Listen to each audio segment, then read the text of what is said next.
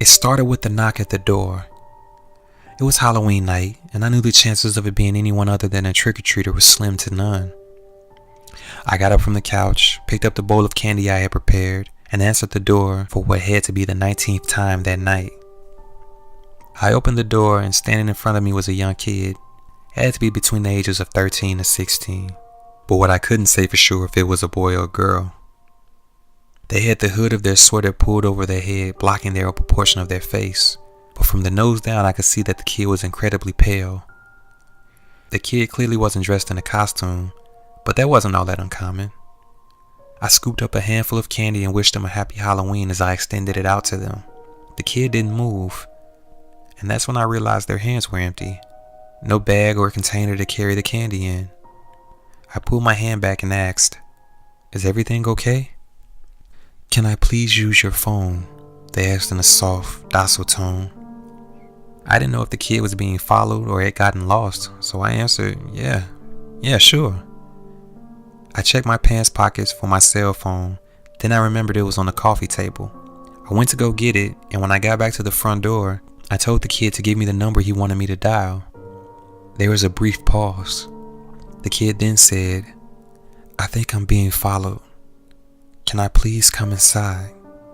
I was just about to let the kid in, but then I suddenly felt an overwhelming sense of dread and impending doom. Something inside of me was alerting me to this kid and the eerie situation surrounding him or her. I didn't know if this was a setup or if the kid was legitimately being followed. I needed to see their face. I needed to get a read on just what their intentions were. The whole time they had been standing on my porch, they had never made eye contact with me. That was weird, and I was beginning to think it was deliberate. I said, "Look at me, kid. Please, just let me in," they said. "They're right behind me and I'm scared." "I'm not letting you in the shit until you show me your face. You want to come in and use the phone? Take off the hood, otherwise I'm closing the door." "It's cold out here, sir. I'll take off my hood once you let me inside. Please." "Look, kid, I'm not in the mood for games. Take the hood off now, or I'm closing the door and calling the cops. No more talk." I got completely creeped out when I saw the pale lips of the kid part into a smile. The kid didn't take off the hood, but they did slowly raise their head to face me. I stepped back at the horrific sight. The kid's eyes were completely black.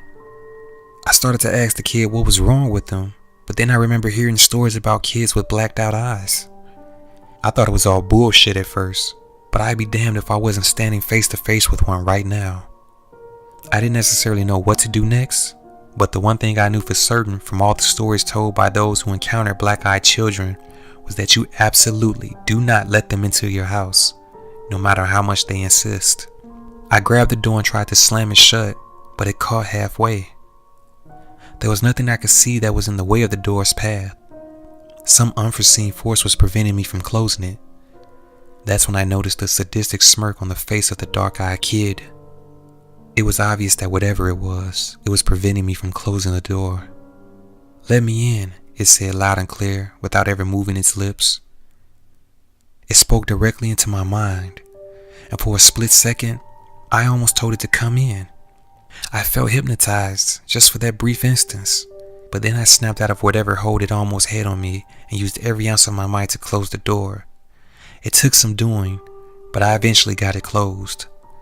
I don't know if it was because of my sheer will or because that thing gave up its hold, but I didn't care.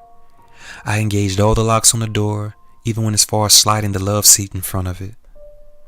I wanted to call the cops, but then I thought about how that might not be the best idea. The kid never touched me, and he didn't try to force his way into my house.